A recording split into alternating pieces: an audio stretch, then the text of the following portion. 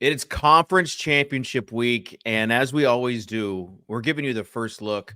Not many shows are doing this, so that's why we're here, really, to just give you the best plays and talk about FF Gator and his apology and Tuttle's continued rise to fame, and really just everything related to the NFL. Coaching changes. You want it, you got it. It's here. It's the Swolecast on rotogrinders.com.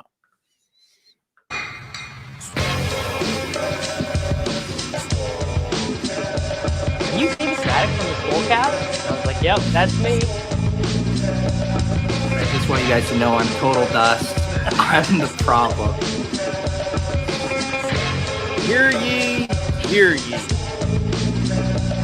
Leave it to the guy with the crypto dunes, Abby, to not understand content. I should have known you getting 30 likes was directly written by someone else. You know me, I don't do a ton of research before the show. I've put no research into this. Don't know if it's true at all. You're on the right show. To it, bro. Live a little. Live a little. Just live a little, guys. All right, welcome in. It's the Swolecast here on rotogrinders.com. David Kitchen alongside Dan Gaspar, a.k.a. Mr. Tuttle 05, maker of Viral X Post, Davis Mattek, and Pete Overzet. We'll start with you, Dan. When you saw FF Gator pin the apology about the tweet that he had stolen from you that the NFL had taken and just blown up, what are your thoughts? You decided to forgive him? I didn't know. He was forgiven long ago. I didn't even know he pinned the apology, but that will satisfy Pete at least. He did. Look, there you go. The type of guy Dan is, just a real forgive and forget. Obviously, we forget because, he's got such a big personality on the show that you just sort of think there's no way that someone who's just so large in any room that they are in, you would not think of that person being so magnanimous, but that's obviously who, Dan is. So we got that out of the way. This shows us how down bad we are for content for this show, because I thought this was like long gone. I didn't know this whole. We're updating the first section of the Overzet's overview that we haven't gotten to yet. We got two games to talk about. We're going to be. There's a whole saga. It's Dan with content and streaming content. You have to let the episodes play out, and you got to up-to-date the people that were on pins and needles from last week on how things are going. Davis, how are you feeling as a Chiefs fan? I'm very happy that the Bills were the team they beat in the divisional round. Did you send Liam? Does Liam have a nonprofit that you donated any money to? Because he's down so bad? Liam had a lot of things to say after a regular season victory against the Kansas City Chiefs. He had some real interesting things to say about that regular season win. And, kind of my response to that is I'm just going to let Liam sit in it, for the next 8 months while he waits for the Bills season to come around again. Don't need to mention that the biggest play Dalton Kincaid made in that game was a fumble recovery. Yeah. No Dude need. just has a nose for the ball, I believe, was what I heard. Yeah. And weirdly, I'm far less nervous about this Ravens game than I was. Really? Game.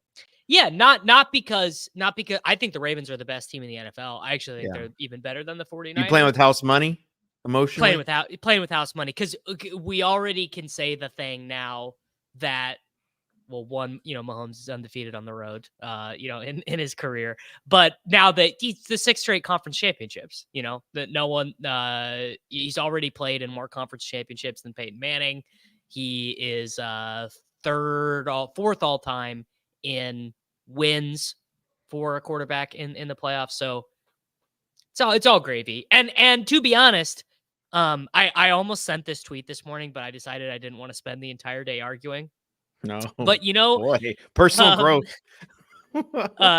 You can tell 90% of what you need to know about someone just by asking them what they think about Lamar Jackson. If you just meet someone, you're meeting your wife's friend's partner or whatever, and you go, hey, what do you think about Lamar? And he says the word poise or anything like that. Running back. Like, well, Yeah, running back, sure. You just know who that guy is. You don't even need to investigate it further.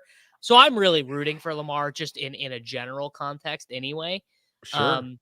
So if Lamar Jackson is the one who beats Mahomes, it is what it is. We're fine with that. All right. There you go. There's your Chiefs take. We'll see if you have any particular plays that you'll want to tout during the show. But before we do that, we have to get the overview of the show. So without further ado, it's the Overzet overview. Got that dog in a butt. Got that dog in a butt. Overzet overview. Come on.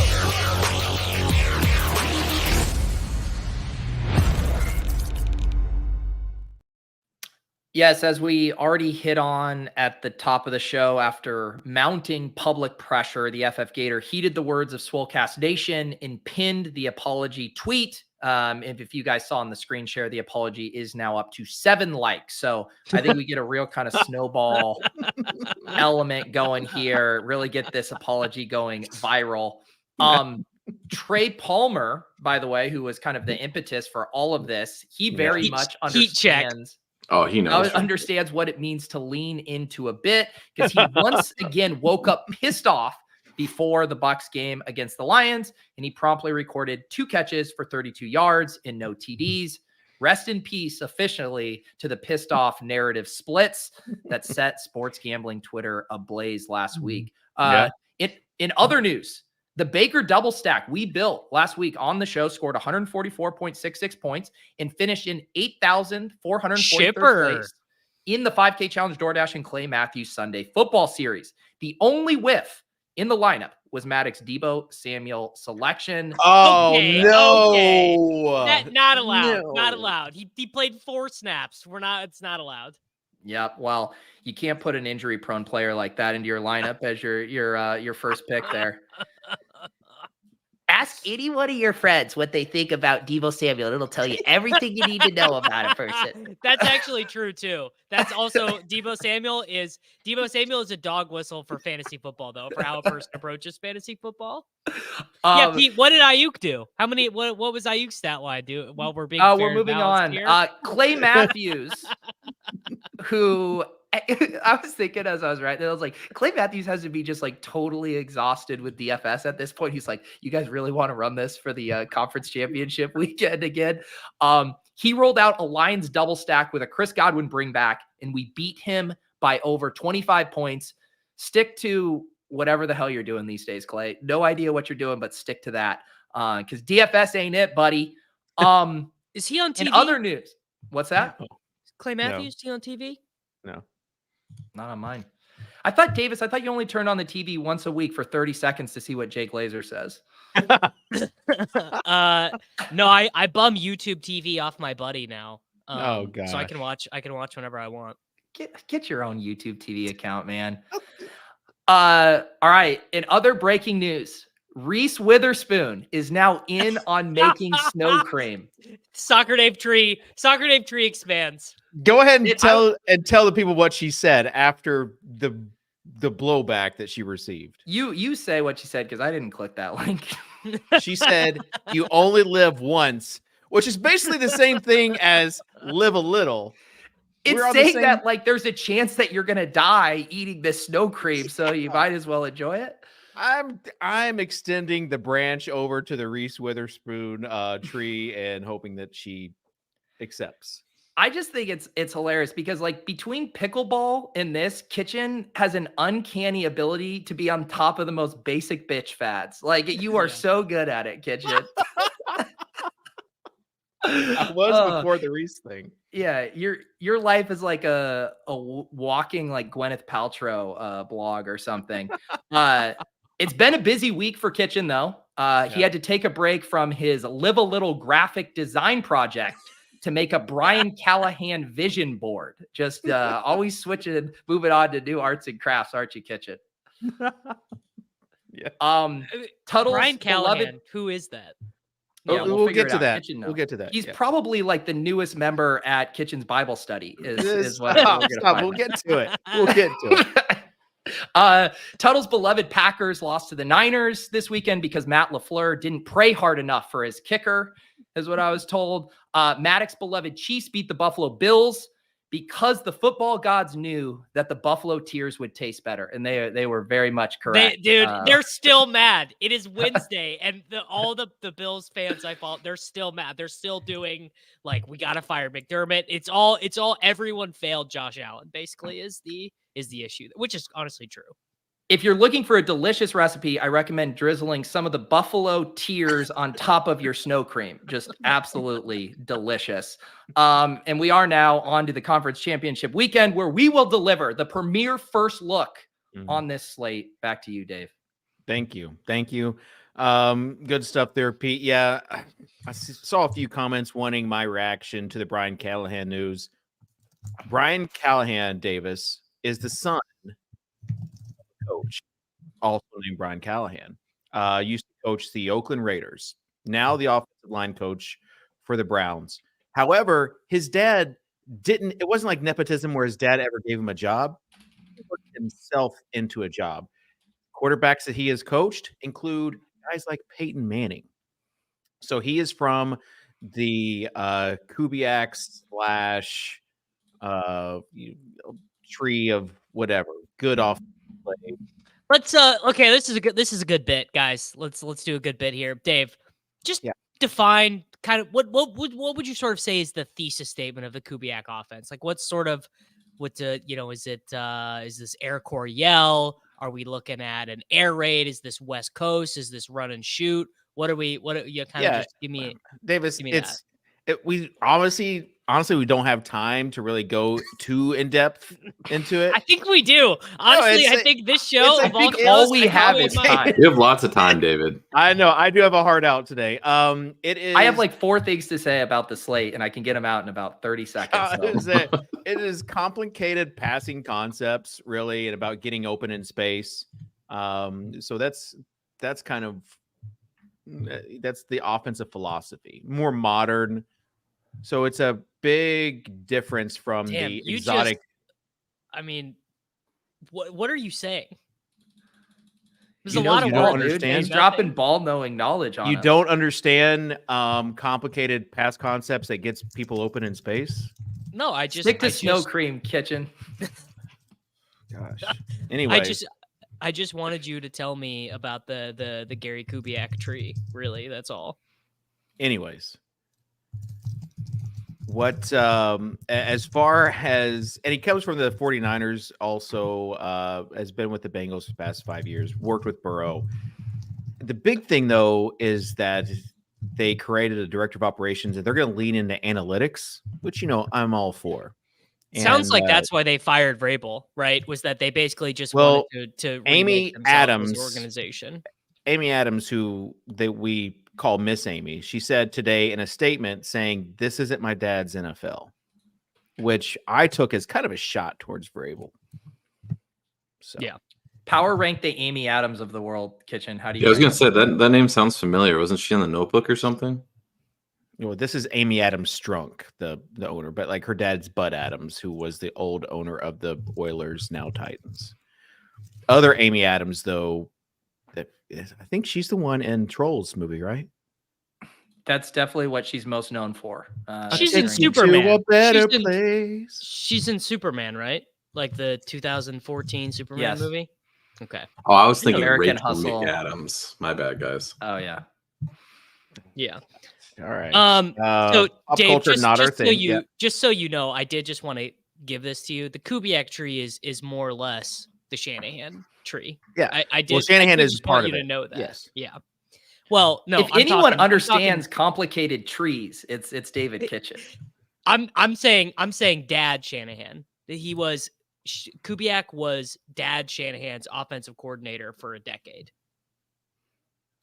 And Shanahan, and also the younger Callahan, worked for Shanahan's son, Mike Shanahan's son, Kyle Shanahan, who's now head coach. So are they going to trade for Jake Browning, like a conditional 4th-round pick for Jake Browning? No, I think what's going to happen is T. Higgins is going to be a member of the Tennessee Titans next year. Oh, as if the Titans have not just chewed up and spit out enough young wide receivers that we like here on this. Hey, program. Davis, this isn't her dad's NFL. Okay. It sounds.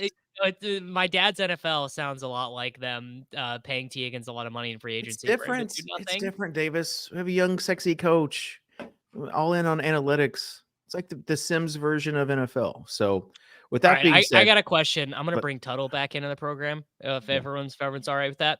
How many times would the Lions have to have a chance to play the 49ers before they got to win? Like out of 100 games, how many times do they win? Like 10 is this times? assuming Debo is healthy or not healthy? He's a big that's actor. That's way too. I mean, what's the implied probability on it? Just looking at the line, it's got to be around 35%, something like that. Yeah, I mean that's insane. No chance. You think it's that big of a mismatch, really? I mean, did you watch the game on Sunday? The Lions defense is like, it's not even ass for a playoff team. It's just ass. It's just they cannot defend the pass at all. Well, can Purdy pass is the question. Yeah, they can stop the run, which is pretty key, right? Not letting Christian McCaffrey get off the ground. It's going to be Ronnie Bell and Juwan Jennings and Charlie Werner just running. Put some respect on Chris Conley. Ray McLeod. Chris Conley. I don't know. He was on the wrong page. He pissed Purdy off. Maybe he'll take the back seat. What are you doing? What's the arrangement of ownership at QB this week? It's kind of a good question. I'm going to assume that like a huge chunk of it goes to Purdy based off of salaries. Like just looking at salaries, I'm going to guess Purdy he's going to get north of 50%, right? I mean, almost for sure. I've got a question for you, Davis. Is Mahomes back? We did file a petition with the We're So Fucking Back committee. We are waiting to get official word. We're hoping to get it sometime soon. I mean, the thing was, he played so good against the Bills that even MVS was catching passes. It was 10 yards a play. It was absurd. Like they only had a few third downs. Yeah, it was his best game of the year. I don't think that is going to be duplicated against the Baltimore Ravens defense. I'd be very surprised. Like that Bills defense, they were down to 4 linebackers before the game, and then they were down to 3 linebackers in the game. They got safeties out, they got corners out. Like they were just getting annihilated. I mean, I shouldn't ask you. Maybe I should ask Pete. Yeah, Pete hates that. Hey, Pete, is Mahomes back? No, he's just part of the big Taylor Swift gets to the Super Bowl industrial complex, and he's just getting dragged along with the rest of us.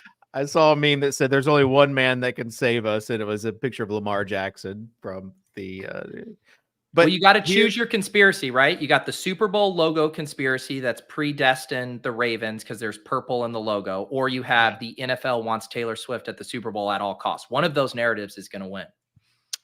The NFL wants, I'll tell you, whatever ability they have to make things more favorable for Kansas City, they would do. They want Taylor Swift involved, no doubt about it. You mean like bringing a referee to skew some penalty flags, maybe? Poor Warren. Warren just spent his whole day just arguing. Poor Warren. This guy he's just out here trying to get clicks, dude. He's part of the economy. Warren's a farmer. Warren's a farmer, but I need to know what he said because I did not see this. Basically, he just did the dumb thing that's like, this ref always favors the road team, but it is in no way conclusive or matters at all. Like it's just a sample size issue. It's something that like someone who gets their news from Barstool Sports reads and goes, this is a fucking conspiracy. And they retweeted it, so that's very apt. Yeah. They who retweeted it? Barstool did. They made it a big. There you go. So, did you hear, Davis, that Barstool and DraftKings are inking a huge deal? So Portnoy got the site back for $1, and after 6 months after the NFL season is able to advertise now with DraftKings. My question is, you go back, rewind the tape to the summer. You said it was a dumb move. Portnoy was dumb. Do you still think this was a dumb move? Well, Portnoy is dumb, but one thing that he's smart about relative to me is that he's realized that your soul is actually worth nothing. And if your only goal in life is to separate idiots from their money, it's pretty easy to do. Yeah. So I gotta give it to Portnoy. No, he's got a good bit. What's your friend tech code, Davis? So when the huge thing that's insane here is that it was a 6-month non-compete. That was not in the initial news. Everyone worked under the assumption, and it made sense. You get it for $1. You can never do another sports betting deal. And we were litigating that dynamic. The 6 month, I mean, he robbed them blind. He absolutely crushed that deal. At the time, we did not have that information. Shout out to Portnoy. Just Portnoy's smart. Davis being on board now with Portnoy is a development I did not see coming. I'm not on board. I still think all right, we got to go to the next topic as far as I wanted the angle of if it's a smart DK move or not. No, it's the same thing as all. It's the same thing that DraftKings always does. It's like, all right, let's pay. You know, what's their dumb show? Let's pay fucking David. Let's play DK Pro.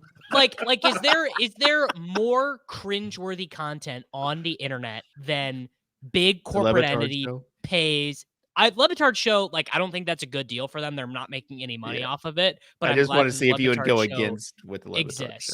But like, I don't know. You know, like, does anyone watch DraftKings content? Like, no one cares. You know, it's not But they'll be watching Barstool guys bet and stuff, right? And they'll reference the DraftKings lines. But like, what the people watching that, are they already not aware of DraftKings? Like, I feel like that market's so saturated already.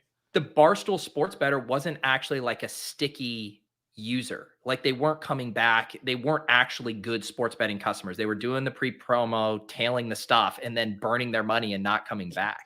Yeah, that's a good point too. Going back to the Taylor Swift thing, though, this really happened on Sunday night. I was watching the game with my 6-year-old daughter. After Kelsey scores the first touchdown, she runs into the other room and says, Travis just scored a touchdown and Jason just took his shirt off, to my older 2 daughters and my wife. And it got them to turn on the game. They're watching some other episode. It's just like, that was a moment for me. It's just like, how do you, like, she knew who Travis was and she knew who Jason was. She knew who the center of the Philadelphia Eagles was. Right. Yeah. I mean, it's just like, now understanding the pull of Taylor Swift from this is funny. The NFL woke up. The NFL woke up in 2023 and was like, wait, what if? And just hear me out. We actually tried to advertise to half of the population of the country. The script writers, we think this would work? The script writers were in their bag for this season. I'll just go ahead and say that. How did you explain to your daughter what happened to Jason Kelsey consuming so many beers and ripping off a shirt? Was that a hard combo to have? No, she just assumed he was crazy, and they have like a crazy dad. You know, sometimes I'll rip off my shirt and go crazy. You're a lot like Jason Kelsey, really, sort of very similar. A rotund, lovable guy. You know, that's well. I saw the Kelsey's live podcast this morning had 150,000 people watching live. Ridiculous. Another just similarity to Kitchen in his content. Yeah. Gosh. I see that 137 live viewing number 4. Is that what we're at right now? It's because we can't do it earlier like the Kelsey. Dan Bach hovering over the cancellation. Even me, every week when you guys say we're still doing a show, I was like, I'm kind of impressed. I'm like, seriously? All right. Speaking of doing a show, we got to get to some lineups. So we got to beat Clay Matthews, dude. Let's build a DraftKings lineup this week. What a fish, dude. David, I trust you're well researched on the slate. You know, kind of all the Paul V in the chat makes a great point, which we should bring up, you know, in contract negotiations, which is that Swolecast viewers are very sticky, which is so true. Like, we've got guys who were watching this show on the Fantasy Insider's website 9 years ago. Well, I actually would Stockholm syndrome. I would love to live stream the contract negotiation between Davis and Dan for any sort of like more money for what he does. And I know what I'm worth, brother. Yeah. Do you know what I just realized? This Yeah. Barstool DraftKings partnership, this has to end with Davis and Portnoy, doing a head-to-head against each other. A little 109, little 1K. You know what? I gotta be head-to-head. honest. I gotta be honest. I would be willing to play Portnoy for Oh man, for There some you money. go. can you imagine any of those guys DraftKings.com. playing DFS? Gauntlet No. Throne. They used to. It would be like Oh. Parlay Smitty- Picker Part 2. Like Smitty was all up, but like they tried to have like a DFS show. Wasn't Bells like on a show with Smitty? He did. Bales- He guessed it on their fantasy show. Yeah. Yeah, Bales did something with them. Oh, I'm gonna ask a question that I know the answer to, but it's still fun to ask. If Portnoy subscribes to a DFS site, which one would he subscribe to? Don't. No, there's Not that's answering. Not no. answering Here's to the it. thing. Here's the thing. Would he run pure or would he want to ship it? You don't know. You can't possibly know. I think he'd want access to Lineup HQ, which is something you can get with your Roto Grinder subscription. Right. Rotogrinders.com. You get a combo, you get access to Sim Labs as well, and you get access to all Portnoy of with Sim Tuttle's- Labs, a match made in heaven. No, Oh, honestly, gosh, Sim you would Labs ask all the questions we get about it. Sim Labs is created for people like Portnoy that don't have a lot of time in their hands. They just need a few clicks. All right. You get Zoom the out. Potential, Pete, for a bit this offseason.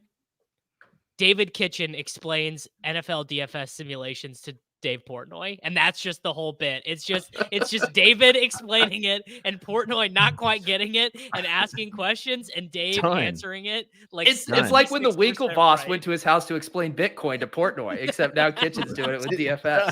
Done. All I would have to do is pair it. Like Tuttle's the one making these tutorial videos for Sim Labs. So I just research them and then just word for word, just pair. Yeah, I what was he just says. told. I was just A told. la I was doing that FF today, Gator. David. Yeah. What's that? I was just told I was doing that today. Oh, I So thought I'm you knew. gearing up for my. That would have been a tutorial lot voice. funnier if you broke that news to him on the show. Yeah. So I would just pull an FF This is Gator Mr. and whatever Tuttle, Tuttle here's your said, Labs tutorial. I would copy. All right. Let's start.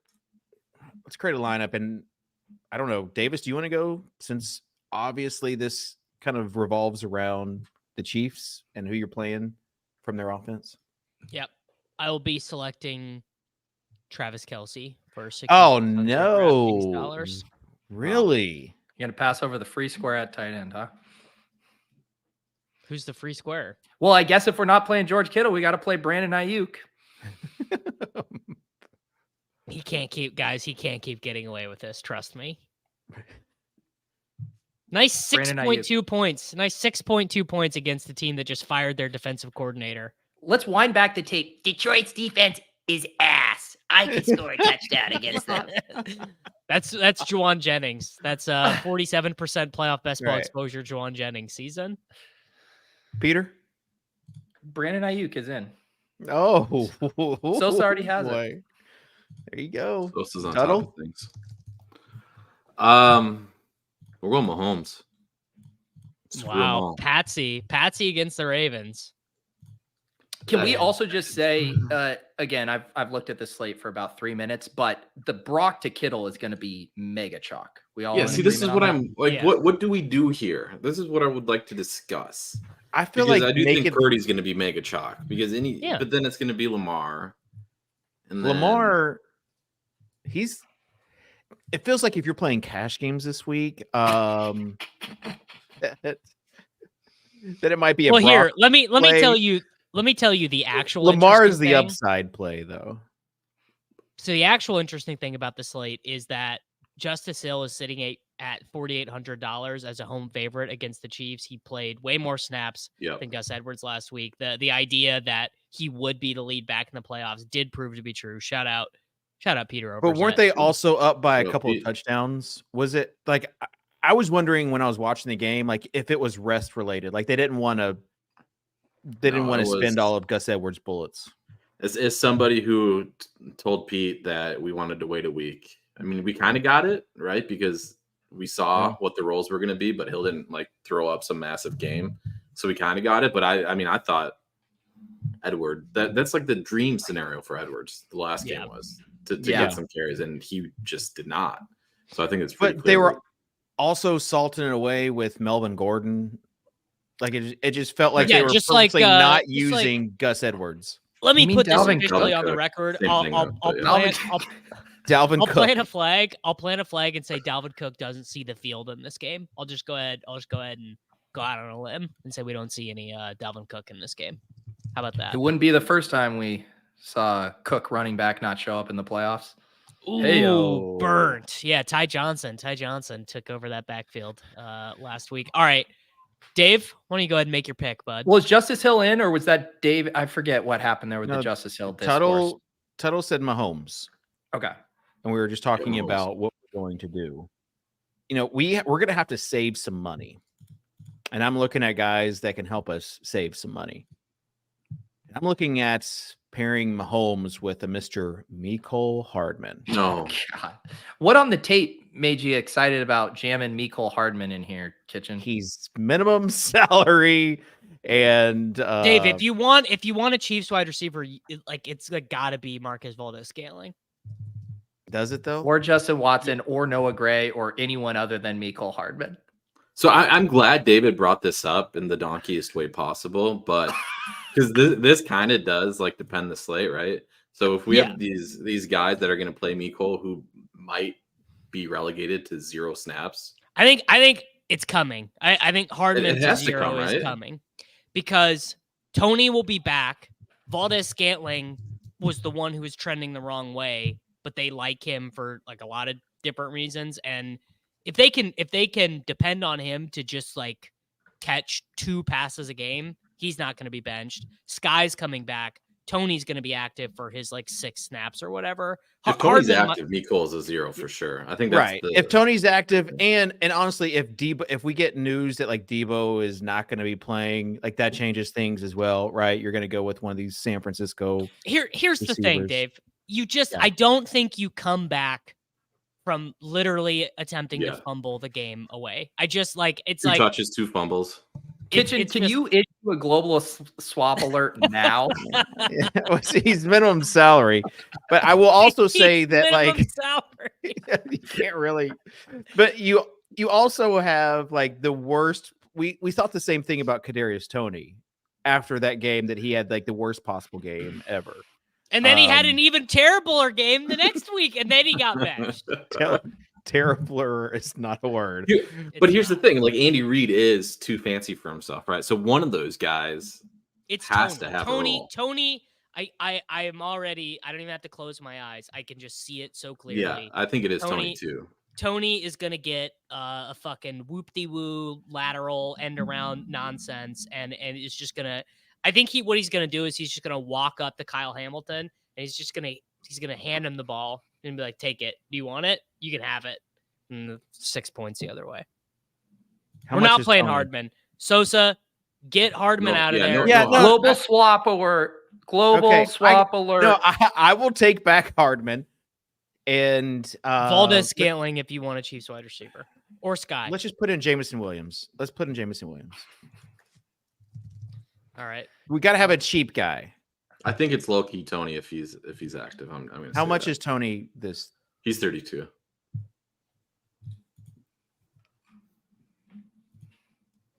We're going to double stack Mahomes regardless in this lineup. Yeah. If he's 32, you could just global swap him with Ray. You could just David really wants Ray to happen.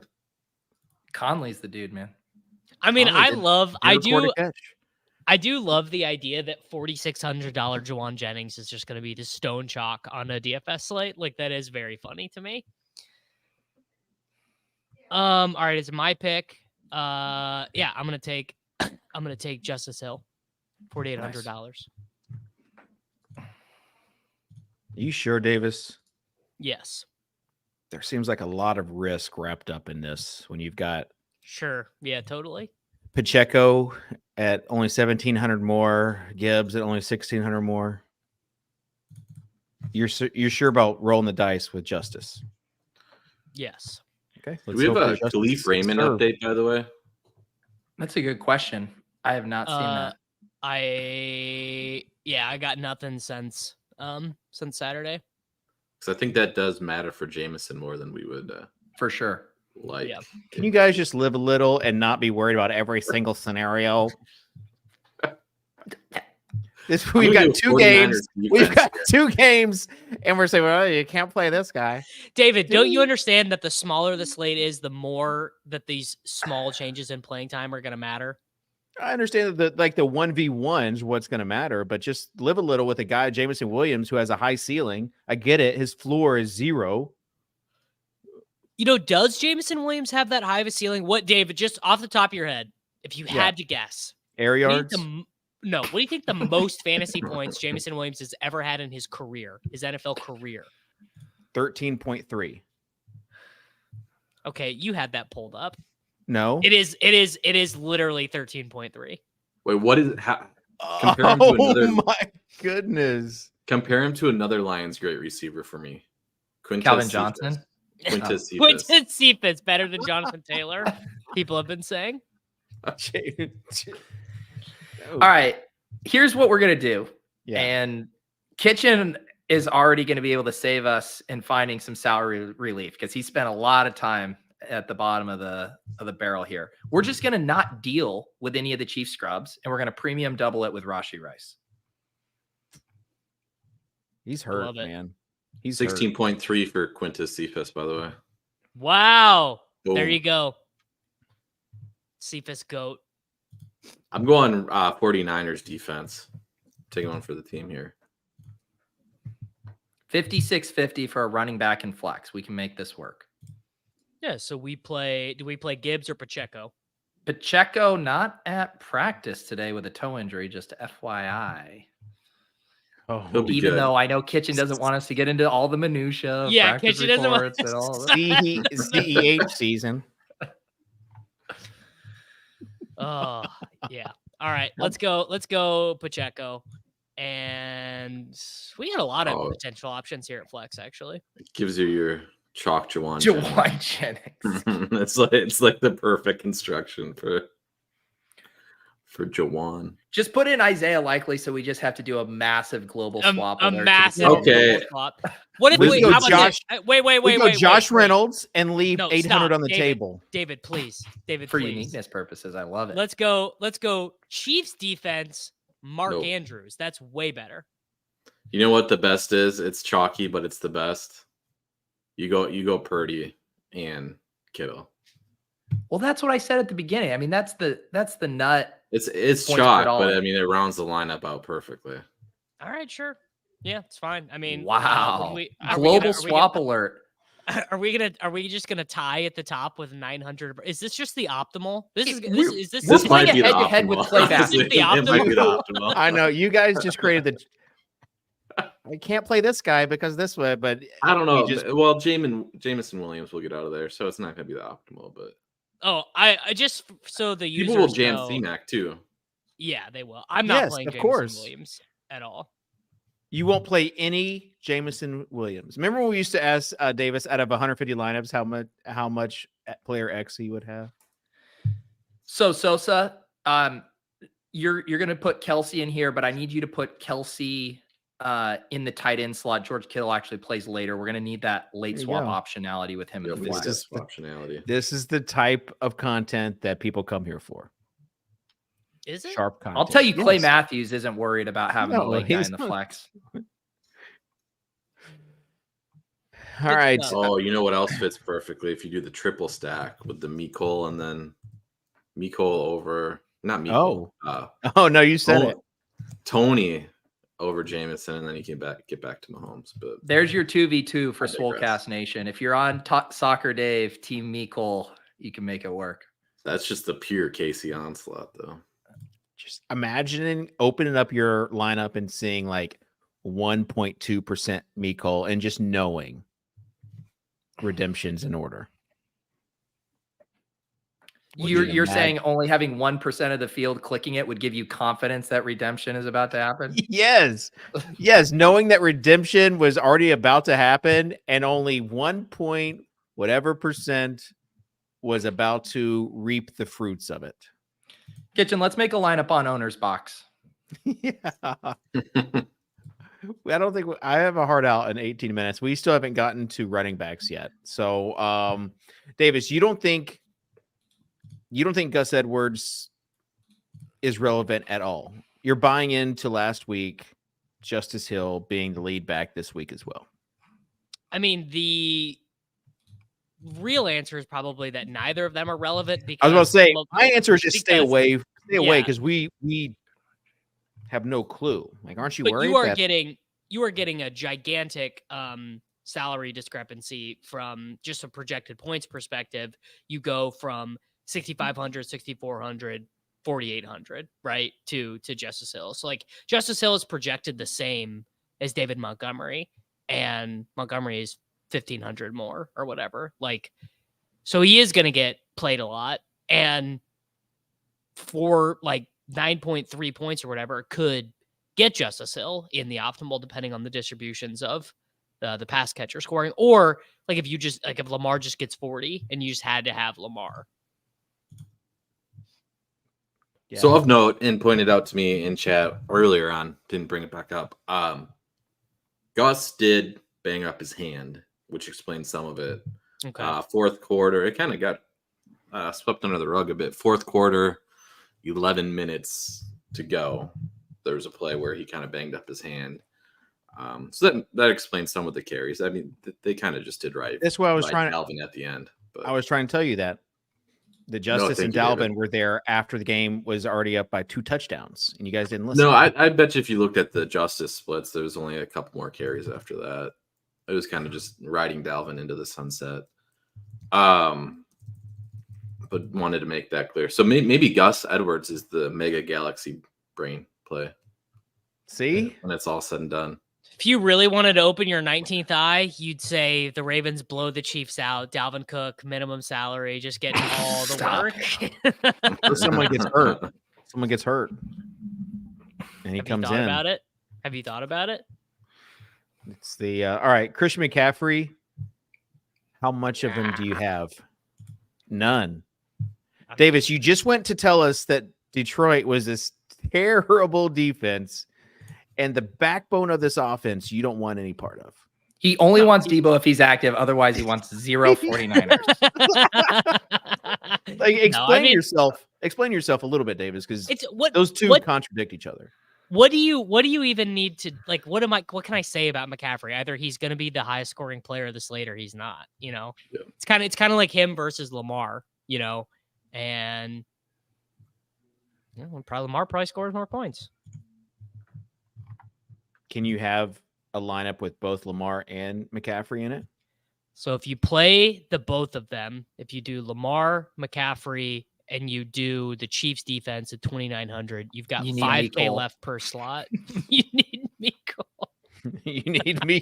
I actually did just optimize it. It's got Mecole and Noah Gray in there. So yeah, you've got to make some concessions, but it might be worth it. We just don't know. 49ers are going to be like mega chalk though, right? Yes. Like, yeah. I know I keep saying this, but especially if Debo, more we look into the slate, yeah. Let's just assume that Debo either doesn't play or baby hands Goff playing outside, dude. If we get a little bit of rain there in Santa Clara, you know, if Debo is banged up, doesn't play, or is just like, it's pretty clear he's not going to be the same Debo. Which wide receiver are you taking? I don't know. Would you rather 75% Debo Samuel or 100% healthy Brandon Ayuk? It's like, you know, it's pretty close. It's hard to say. It's hard to say. What would you do? Yeah. Is the real galaxy play Elijah Mitchell? So Elijah Mitchell is they absolutely are just beating ass. Well, really what happened in week 17, not week 18, but McCaffrey, I think what he get like 4. Oh my God. I just got a horrible hamstring. That was so bad. I just tried to adjust. Sosa, pull Davis up full screen, please. Oh my God, man! Fantasy analysis of just keep it here, man. Davis. Keep going. No, Davis, keep going right now. That was Dude, so those hurt brutal. so bad. I know exactly what you're going through. Finish your thought. That was brutal. So yeah, like I think McCaffrey got 18 in the first half, but then Elijah Mitchell got like 14 carries in the second half for like 100 yards and a touchdown. Yeah, I remember. C-Mac was in my cash game lineup. He was everyone's cash game. And I There- want there's everyone to your- know in the chat, I'm still in my prime. I'm not fake young. I've been running. I am adjusting to becoming a runner. I ran 5 miles this morning after Davis, a full Davis, workout. you I'm just still pulled young. a hamstring doing a podcast. I'm not sure how you can really tell. It's gotta Your it was youth. like a Charlie horse. It was terrible. Okay. You think All right. David Goggins has ever pulled a hammy doing a Yeah. podcast, Davis? Probably. Literally, probably yes. Davis, Yeah. you should get a weighted backpack and do the podcast next week. You want to talk about rucking, dude? I bet Yeah. I get it. I get after it. I don't need some special fancy thing though. I just throw some weights in my In a book bag and backpack. I get after it. You're so alpha. All right. You guys aren't going to name like any obscure receivers. You're leaving me to do that. You didn't like Jameson Williams. You didn't like Mecole. Maybe you like the guy who's not even going to play, Tony. Anybody else? Ray and MVS. Okay. I think the MBS call is kind of decent. I like nobody knows what is going to happen with these KC receivers, right? So this isn't really the spot where it matters that much, but NBA we get it a lot where like there's an industry consensus on how a player projects when there's actually a ton of uncertainty in that situation. So if you see something like that with projections this week for Chiefs receivers not named Rashee Rice, then you just don't play the chalkiest one basically, because nobody knows how this is gonna go. I do think my personal read is if Tony is active, like Andy Reid will always have that gadget guy. Mecole worked his way out of that, so now it's Tony's turn. I'll just go ahead and say that They're also doing a Hold ton on, of Davis. Go Hold ahead. on. Someone who watched ball, Rice looked very banged up last week. It seemed like after every tackle, he was getting up limping. I'm not sure I'm pinning my hopes and dreams on him against the Baltimore Ravens defense. How That's all much I'm how gonna much say. Toradol would you need to know that he has taken to feel good about playing him? I don't know. So the important thing to note about the Chiefs wide receivers, and they've done this each of the last 2 weeks, and they did this in the playoffs last year too as well.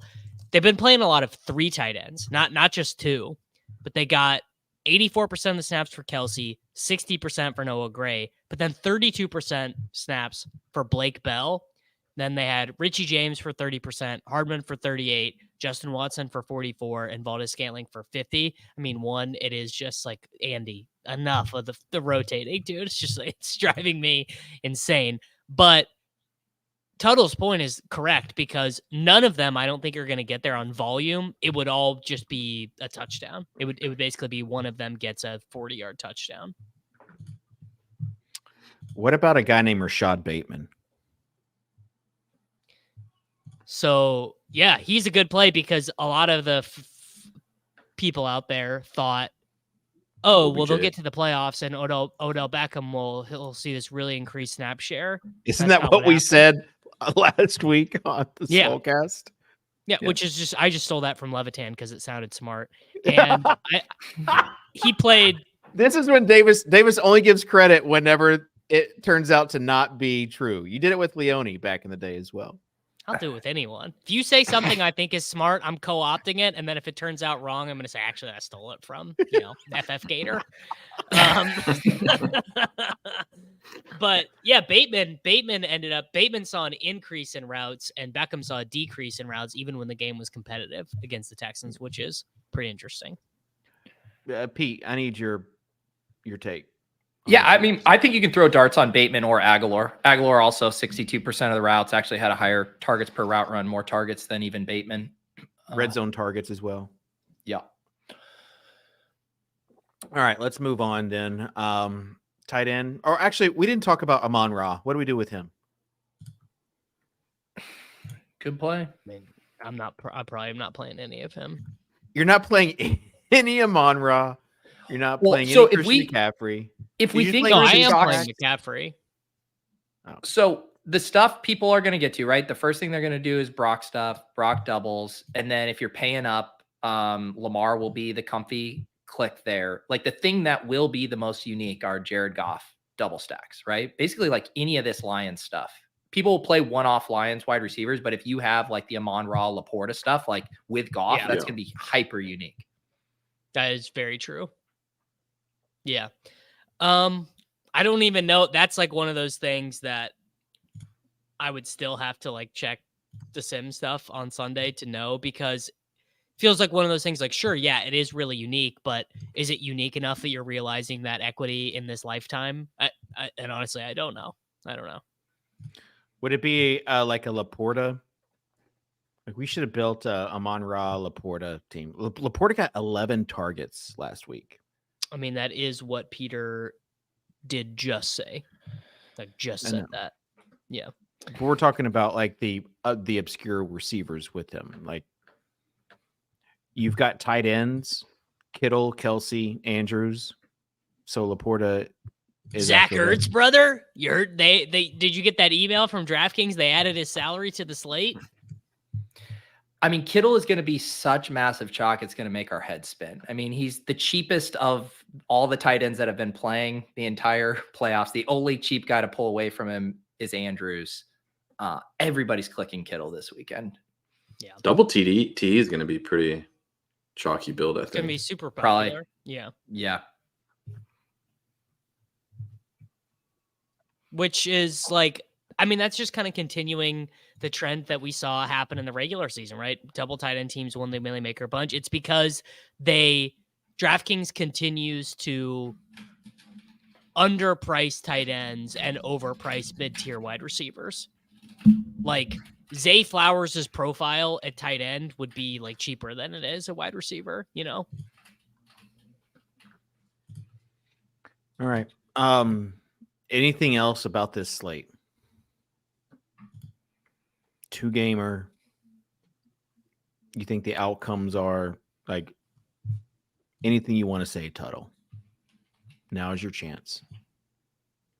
No, I mean, we talked about just now the double tight end is going to be pretty popular. I like it. Like if I'm running single entry, I wouldn't be surprised if I ended up something like that. But I think being cognizant of how the normal builds are going to be, which is going to be probably a lot of double tight end.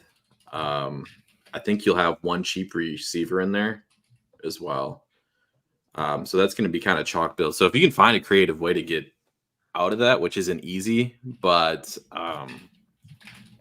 basically if you're going like David Montgomery, Justice Hill as your starting point or something at running back, that might let you get a little bit more unique. I do think it's just about unique combos. It is that every week, but it's even more pronounced on smaller 2-game slates. Like if you can just nail the right lineup construction, then you're going to be in a good place. Got it. Anything else about the slate you want to say, Peter? No, just kind of follow your heart, live a little, throw the game on while you're eating some snow cream. That's right. Davis, now you can go.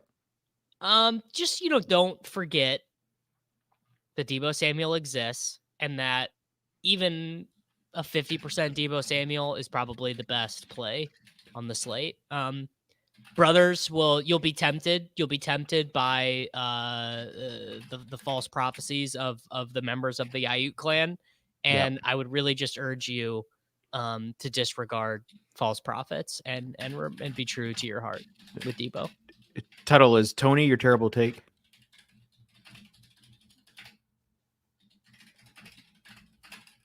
You're on mute, AJ Hawk. That works. Tony works if active. If we're trying to get truly terrible, let's go Mitchell.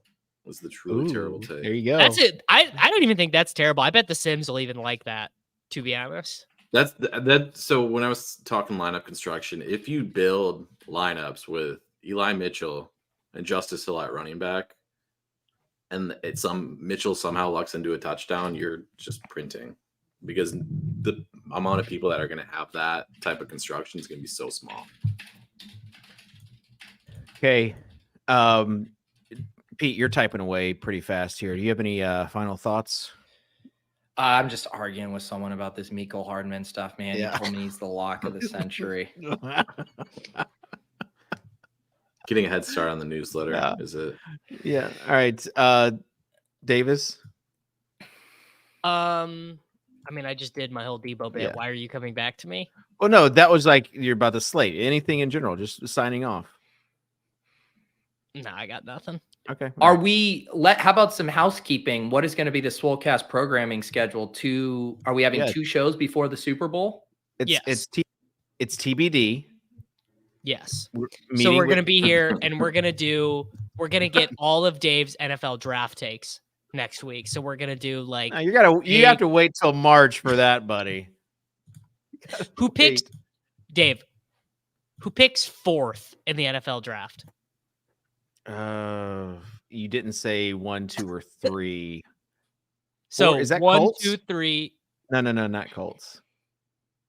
Someone who needs a receiver, not Washington, not the Bears. Question is the 5'8" quarterback going to be able to throw Marvin Harrison the ball? Okay, Arizona. Got it. Nailed it. No. All right. I did see though in the latest mock draft 6 skill position players projected 1 through 6. Yeah, gonna be insane. So, I mean, you got Jaden Daniels now projected at number 2. You got Malik Neighbors, obviously Marvin Harrison Jr. The 3 quarterbacks, 2 receivers, and then you got Joe Alt coming off the board at 7, who I think is going to be a game changer. Tackle from Notre Dame. All right. Go ahead, Mock Davis. Draft. Can we get that on? Like at some point, we will do a Swolecast mock draft. Yeah, as long as you let me make some trades during the mock draft. Yeah, I beautiful. think trading down is going to be key. All right, I do want to say though, last week our own Dan Bach, speaking of programming, he and RotoGrinders co-founder and current do not competing Cal Spears, they took a golf trip to Arizona. At this golf trip, they met a guy who lives in Arizona named Chris. Chris, when he found out who they were, you know what he told them? I love the Swolecast. His DraftKings logo was Swolecast, and his parting words to them were, hey, live a little. That's all I need to know is that it's going. So Clay's asking for a logo update. I'm going to have that out soon. Let me just tell you, though, you're not going to be disappointed. No one's going to be disappointed. We're building in some interesting mechanics with the Live a Little merch drop. So, all right. Is the that's interesting all mechanic that people actually receive the merchandise? Yeah, That'd be a fun wrinkle. The Swolecast merch. that's TBD.